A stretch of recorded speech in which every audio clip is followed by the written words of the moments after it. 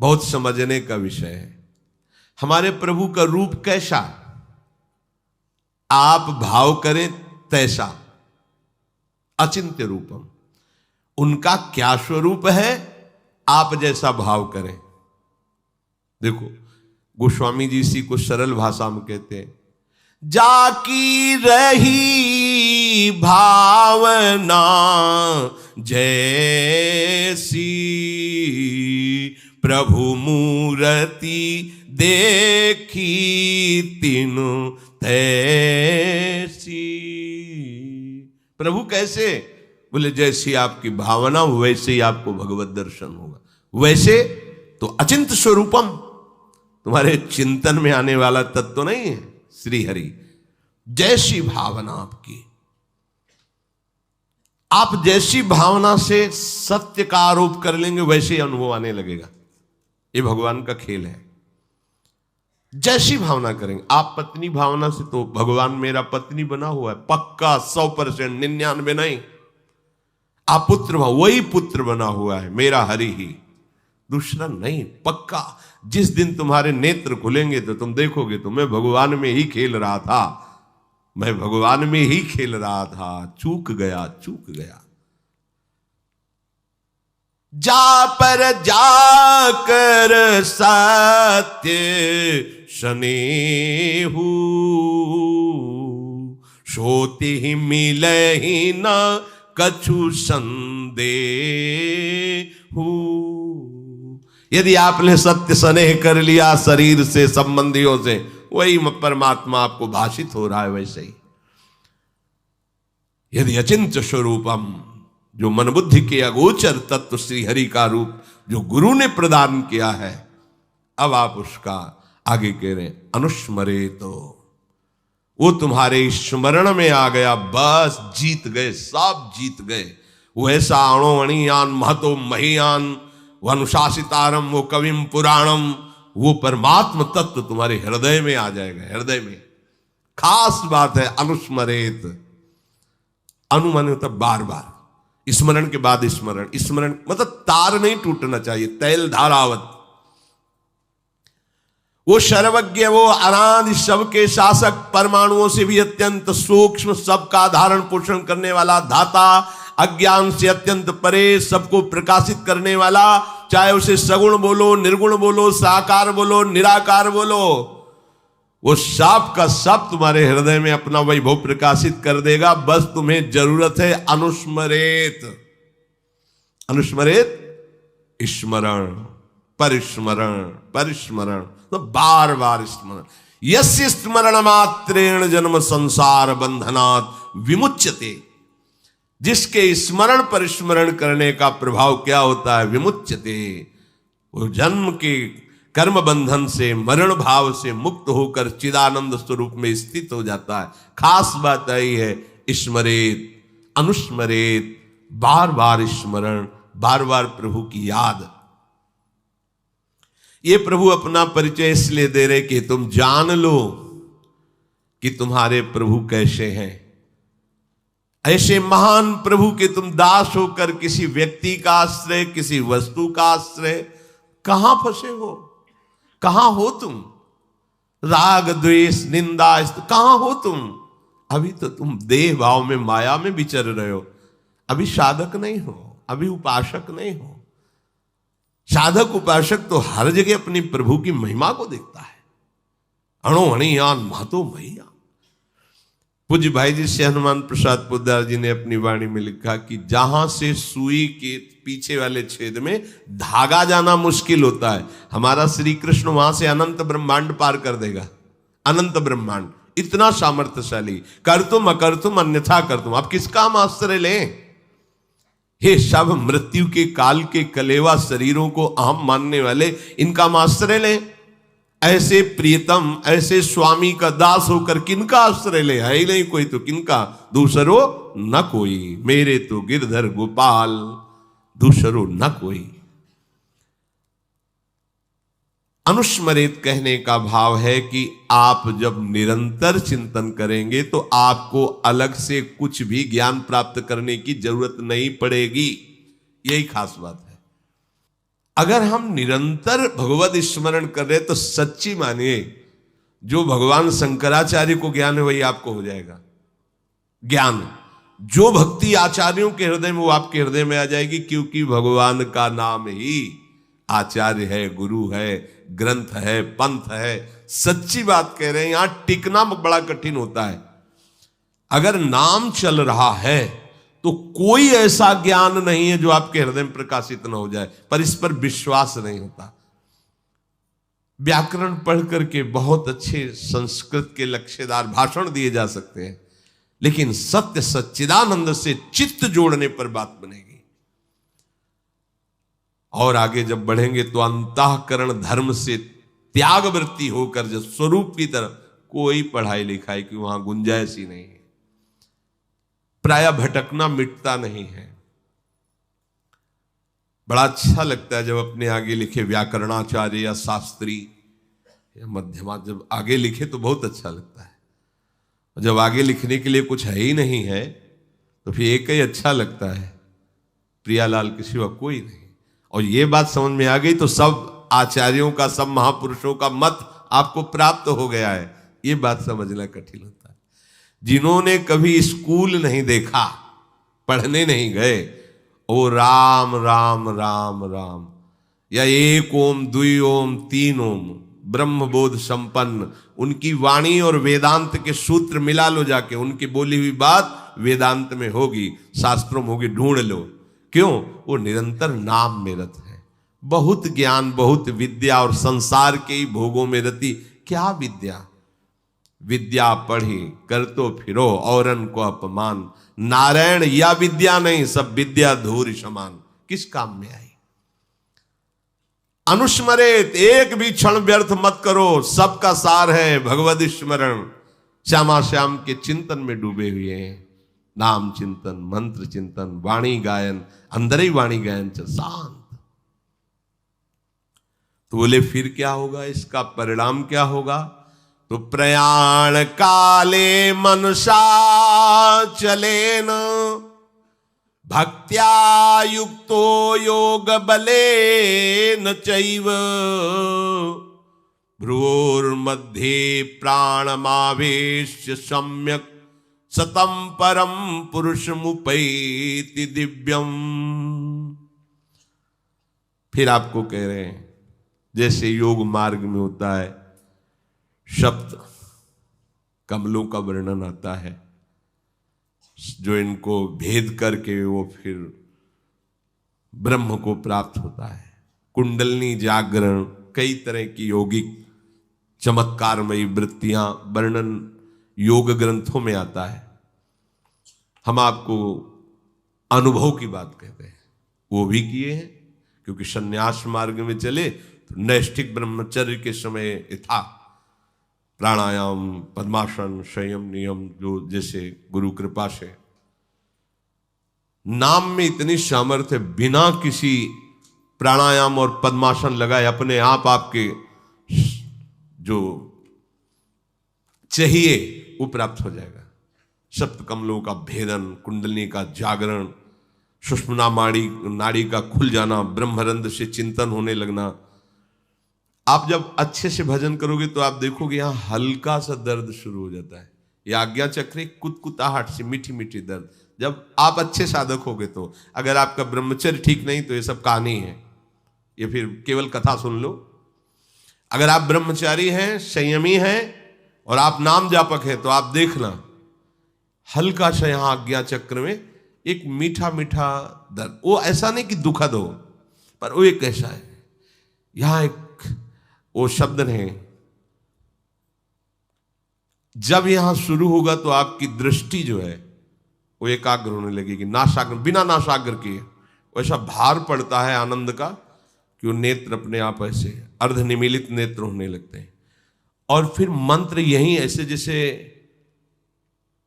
ऐसे प्रकाशित होता रहता है,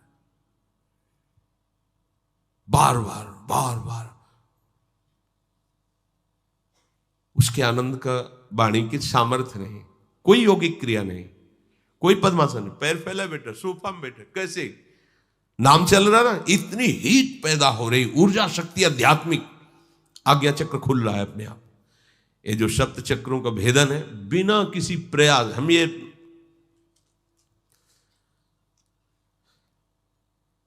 पूरे शरीर में कंप शुरू हो जाएगा। अगर आपको एकाग्रता पूर्वक नाम जप करें तो संभाल नहीं पाएंगे, मतलब एक एक नस नाड़ी कांपने लगी, जागृत हो रही कुंडली। नाटक करने की जरूरत नहीं, इसमें नाटक नहीं होता। जैसे आए थे कि भाई कुंडली जागृत हो, जैसे किसी को भूतावेश नहीं होता हो, ऐसे ये बहुत गंभीर मुद्रा होती है और संभाल रहा है बस शांत एकदम भगवदाकार जागृत हो रही। कुंडलनी जागृत करने में यौगिक क्रिया में धोखा हो सकता है। अगर कुंडलनी का मुंह जरा से नीचे हो गया, मान व्यभिचारी हो जाएगा, भ्रष्ट हो जाएगा। नाम जप की अगर वाला शब्द नहीं है, सीधे जागृत होती है। कौन सी सिद्धि है, कौन सा ऐसा परम लाभ जो नाम जप से नहीं प्राप्त? अच्छा, कुंडलनी जागरण का फल क्या होगा? भगवत प्राप्ति। अगर ना हो तो किस काम का रहेगा? नाम सीधे फल की प्राप्ति कराता है।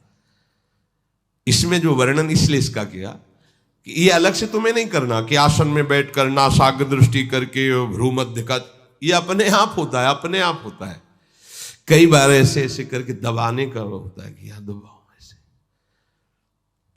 बहुत समय तक हमने गुरुदेव भगवान के पास सर दर्द की बाम देखी है, ऐसे रखी शाम के, ऐसे ऐसे चिंतन से नस, इतना मजबूत थोड़ी नस नाड़ियां, निरंतर चिंतन के प्रभाव से 1 बजे रात्रि की जगह देखा गुरुदेव भगवान ऐसे बैठे। कब सोते हैं, कब यमुना जी से हमारे तो सुबह देखा थोड़ा लेटे हैं, कभी प्राणायाम ये सब कहीं, वहां प्रश्न ही नहीं। हर समय सब जागृत हो जाएगा, सब जब आग लगेगी तो कुछ नहीं बचेगा, सब भस्म हो जाएगा। ये नामाग्नि ज्यों ही प्रकट होगी, सब काम क्रोध सब भस्म, सब यंत्र खुल जाएंगे, सब सिद्धियां आ जाएंगी। विश्वास करो, अलग अलग से एक एक ठीक करने की जरूरत नहीं, सब जागृत हो जाएंगे। भक्ति युक्त उपासक अंत समय में अचल मन से और योग बल के द्वारा भ्रकुटी के मध्य में प्राणों को अच्छी तरह से प्रविष्ट करके शरीर छोड़ता है तो उससे परम दिव्य पुरुष की ही प्राप्ति होती है।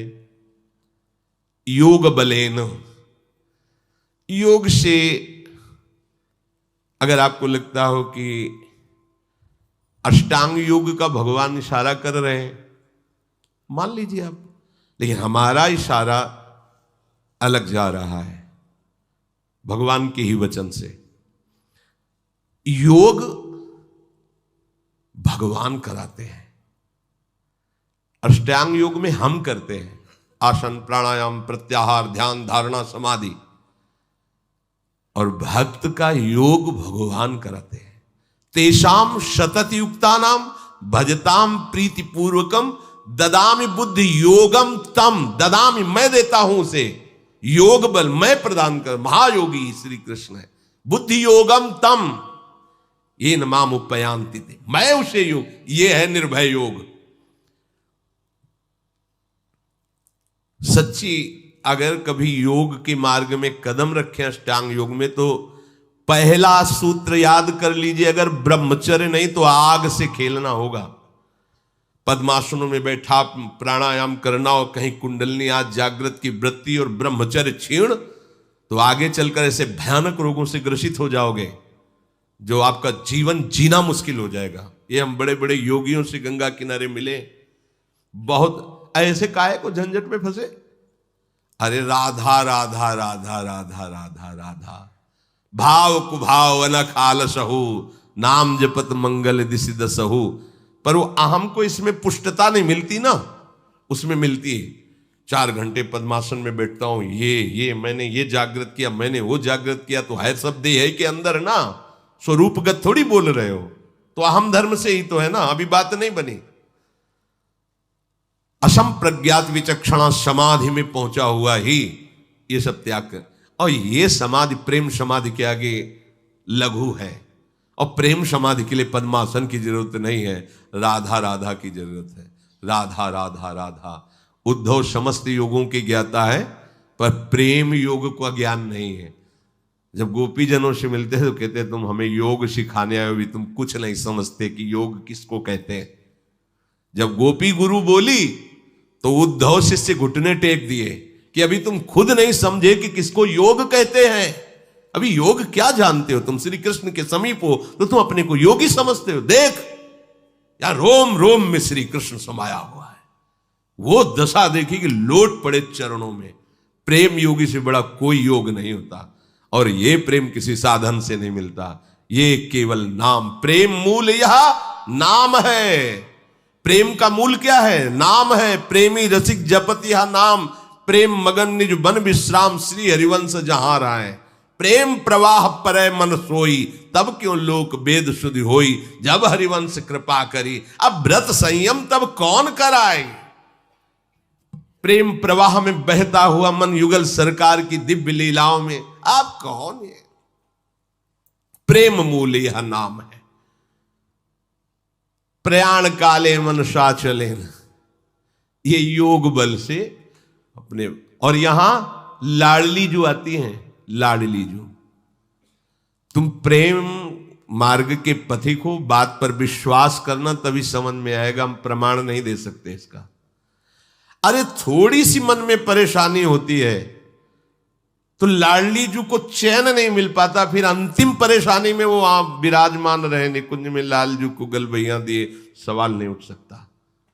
दासी वत्सला कर ही राधा, थोड़ा भी अपनापन में लाडली जू व्याकुल हो जाती है कि इसको मानसिक परेशानी जरा सी भी आती है,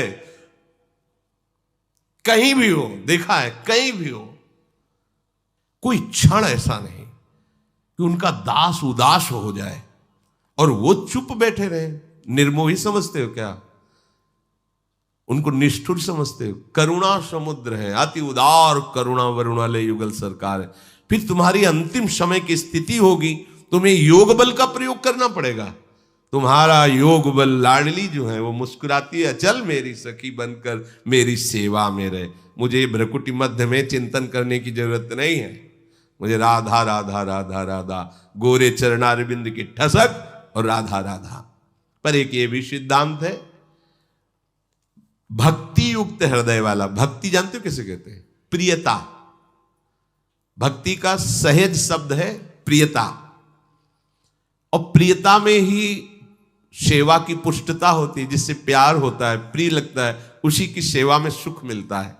भक्ति का तात्पर्य है अपने प्यारे को सुख पहुंचाने के लिए चेष्टा करना, मन वचन कर्म से। जब हमारी प्रियता प्रभु में होगी, वो कैसे तुम्हें बताएं, मतलब यहां आकर प्रियता शब्द में शब्द नहीं मिलता। कितना प्यार प्रभु करते हैं ये तुम जान जाओगे ना तो निहाल हो जाओगे। पर ये माया जानने नहीं देती, इसका काम है पर्दा करते रहना, पर्दे पे पर्दा डालता रहे, ऐसे डालते रहते कि अनुभव भी होता है, फिर भी पर्दा पड़ जाता है। लगता है प्रिया जो हम पर कृपा करती, तत्काल वो पर्दा डाल देती, नहीं कृपा होती तो ऐसा हो जाता।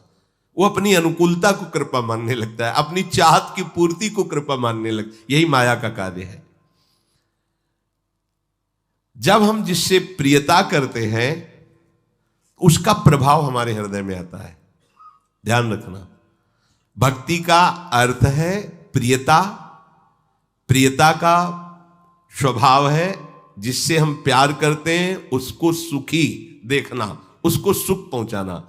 इसमें एक शक्ति प्रकट होती है, जो हमारा प्रियतम है उसके मन को आकर्षित कर लेना, यह आंतरिक वृत्ति है।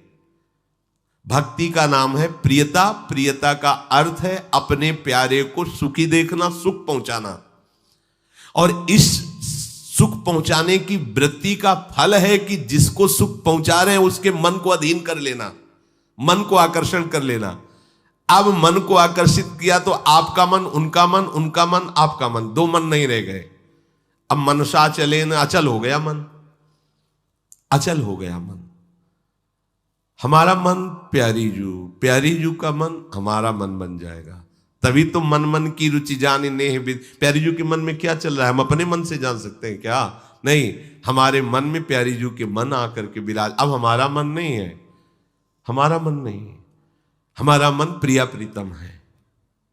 वाणी जी श्री हरिवंश सुप्राण सुमन हरिवंश गनिजय। हा हरि राधा बा वृंदावन सा सहचरी, वृंदावन में सहचरियों के मध्य में विराजमान श्यामा श्याम मन गनिजय। मन बन गए हमारा, प्राण बन गए हमारा, बुद्धि बन गए। कैसे? बोले भक्ति से। भक्ति अर्थात प्रियता, प्रियता अर्थात तत्सुख सेवा भाव, उसका परिणाम आराध्य देव के मन को अधीन कर लेना, आराध्य देव के मन को अधीन कर लेना। अब ये प्रियता कभी मिटती नहीं है, कभी भी नहीं मिटती। सोते जागते उठते बैठते हर परिस्थिति में ये प्रियता हृदय का विषय है, स्वयं का विषय है। अंत काल के समय जब उपासक को पता चल जाता है, जो उस कोटि का होता है, बहिर्मुख को नहीं, कि हमारा समय आ गया, शरीर छूटने, उस जैसे सूचना नहीं होती कि आप तैयार हो जाइए, अब आपका ट्रांसफर है, सरकारी आदेश, भले न बतावे, वो किसी से ना कहे, पर उसे पता चल जाता है। जो सच्चा उपासक, भगवत मार्ग का पथिक, पूज्यपाद सिउड़िया बाबा कृष्णाश्रम, सुबह उठे, बाहर ऐसे निकले, उन्होंने कहा भाई आज यहां शमशान होगा। मतलब क्या बोल रहे हैं बाबा? देखो वो गीध दिखाई दे रहा है, आज यहां शमशान होगा। तो सिद्ध महापुरुषों की वाणी सबकी समझ, पता नहीं बाबा किस भाव में बोल रहे हैं। आओ सब लोग बैठो, बैठा ला। जिसका जन्म हुआ उसकी मृत्यु निश्चित है, इस श्लोक की व्याख्या। और आत्मा का न कभी जन्म हुआ है न उसकी कभी मृत्यु होती है। इसलिए आप सब निश्चिंत रहना, निर्भय रहना।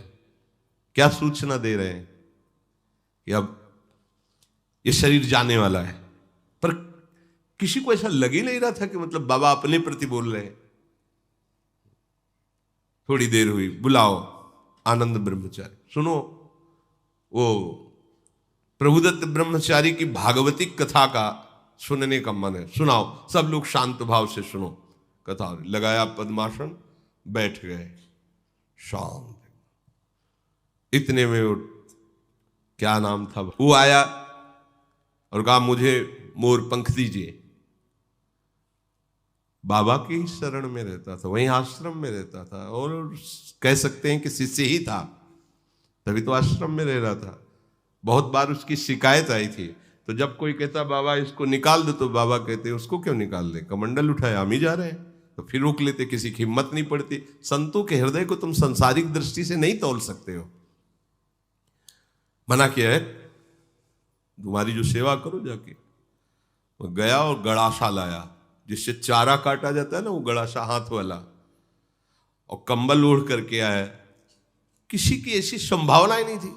आके 6-6 इंच गड़ासा घुस गया खोपड़ी में, ऐसे बाबा कैसे बड़े बलपूर्वक ऐसे 4-5 बराबर लगातार। तो जैसे फव्वारे नहीं उठते, ऐसे खून के फव्वारे बाबा के, और जो ही गड़ासा लगा हुआ ओ शांत। अब उनको पता था ना कि आज ट्रांसफर इस शरीर से हटना है। तो ऐसा नहीं कि इसी कोटि के महापुरुषों को होता है, ऐसा नहीं।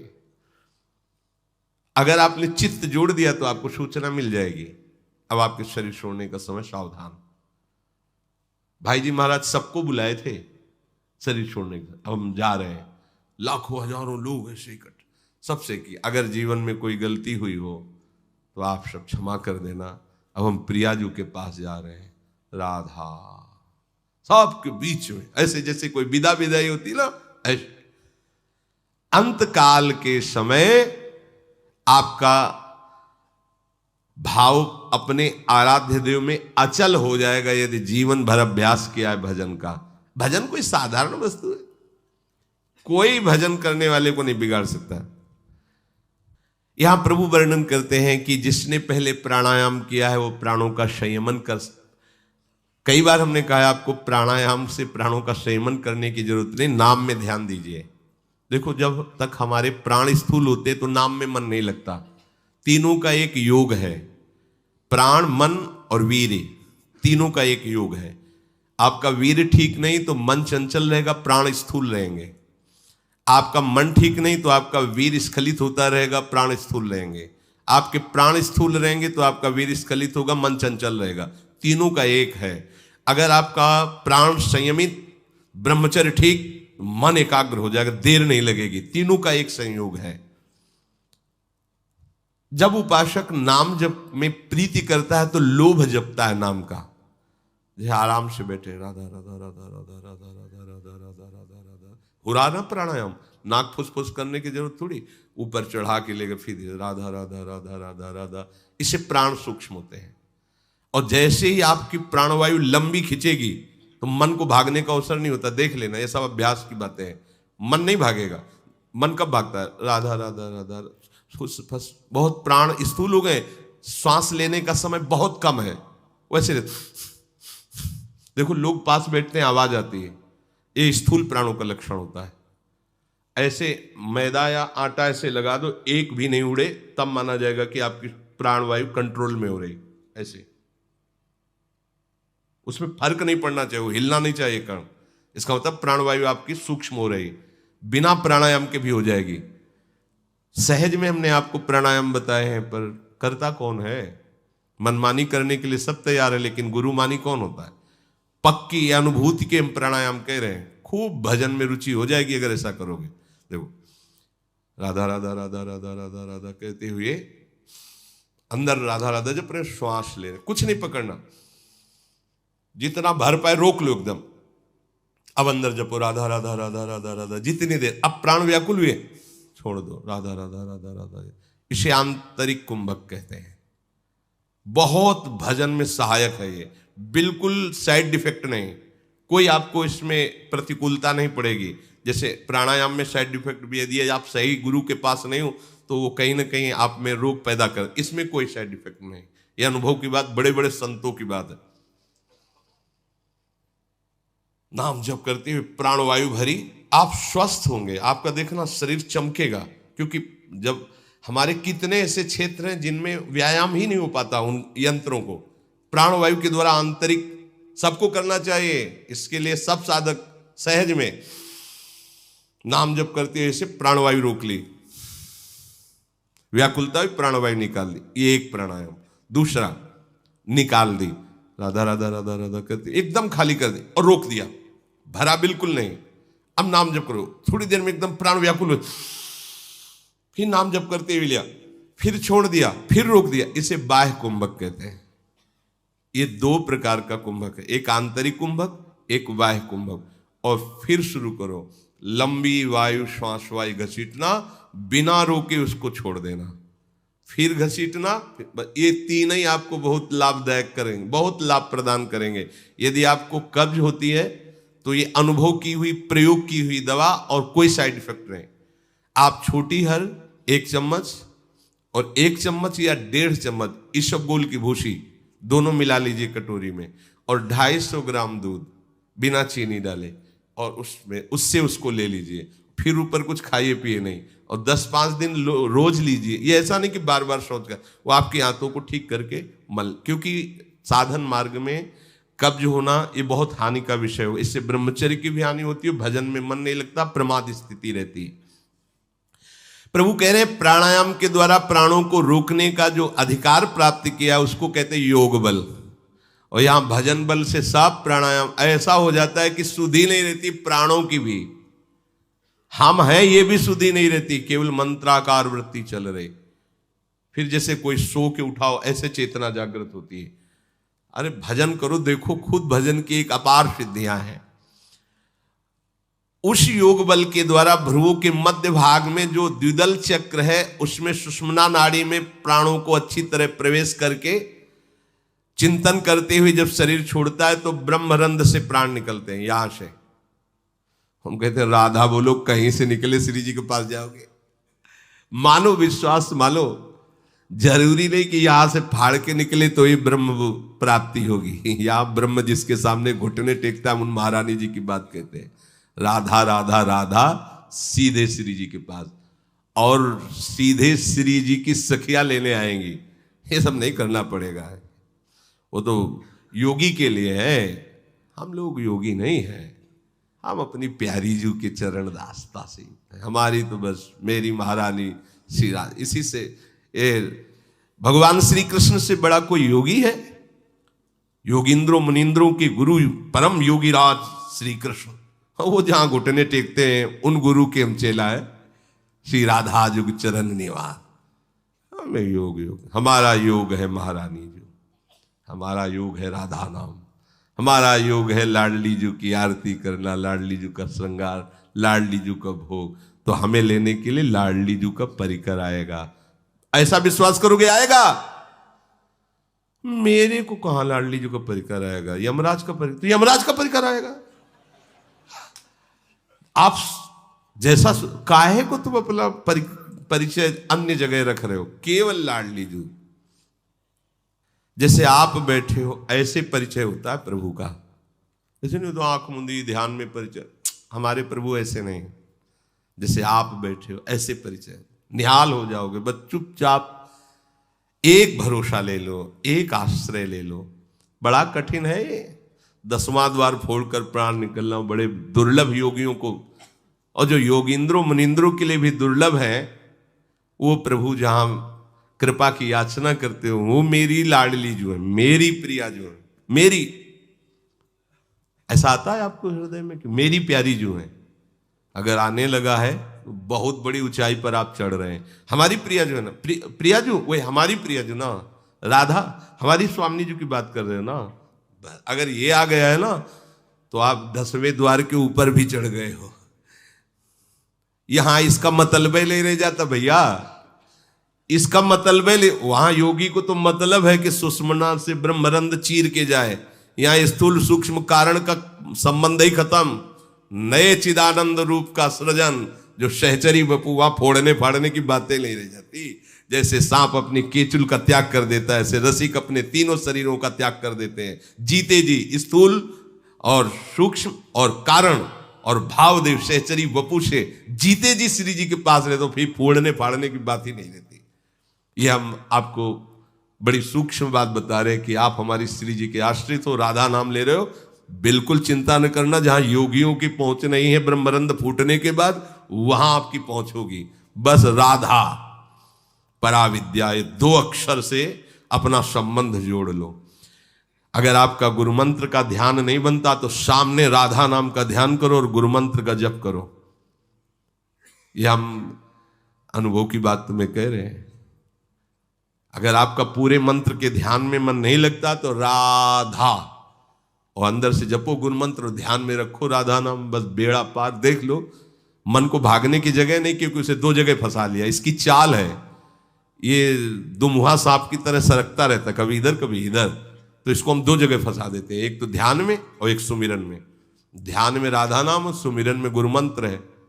अगर ध्यान राधा नाम का चल रहा और सुमिरन में चूक पड़ेगी तो मंत्र लड़खड़ा जाएगा।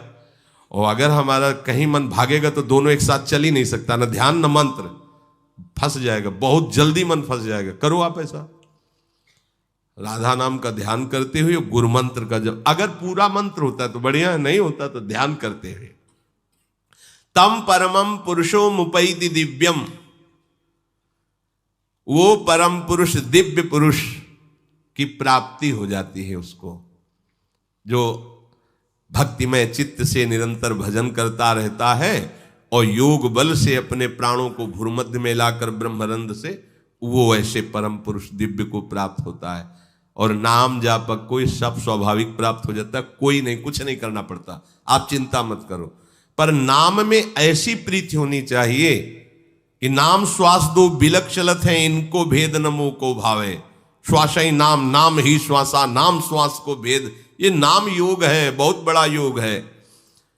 कभी किसी योगी के अधीन प्रभु को नहीं देखा गया, कहीं भी आप उठा के देख लो, ग्रंथ पंथ संत महामहिमा, पर प्रभु अधीन है ऐसा नहीं देखा। किसी योगी का पानी भरते हुए प्रभु नजर आए हो, कभी किसी योगी के चरण दबाते नजर आए हो। नाम जापक की सारी महिमा देखी गई। मुख में मधुर मधुर नाम चल रहा है, प्रभु की दास्ता से युक्त है और स्वयं प्रभु उसकी दास्ता में बैठे हुए। ये बड़े विचित्र नाम की महिमा पर प्रीति नहीं होती, इतना सब सुनते हुए भी नाम में प्रीति नहीं होती। यही हमारा दुर्भाग्य है कि महामहिम नाम की महिमा सुन रहे हैं, हम पढ़ रहे हैं, जप रहे हैं और देख भी रहे हैं। जितने बड़े बड़े सिद्ध संतों के चरित्र पढ़ के देखा, जिनके साथ प्रभु की स्वयं लीला प्रकट में हुई, वो सब नाम जापक महात्मा मिले। कोई भी ऐसा नहीं कि कोई और योग बल लिए हो, नाम जापक प्रभु की दास्ता से युक्त। वही तो आप भी मार्ग चयन किए हैं, पर आप विश्वास नहीं कर पाते नाम में, प्रभु की दास्ता में। यदक्षरम वेद विदो वदन्ति विशन्ति अद्वितयो वीतरागा यदिच्छन्तो ब्रह्मचर्यम चरन्ति तत्ते पदम संग्रहेण प्रवक्षे।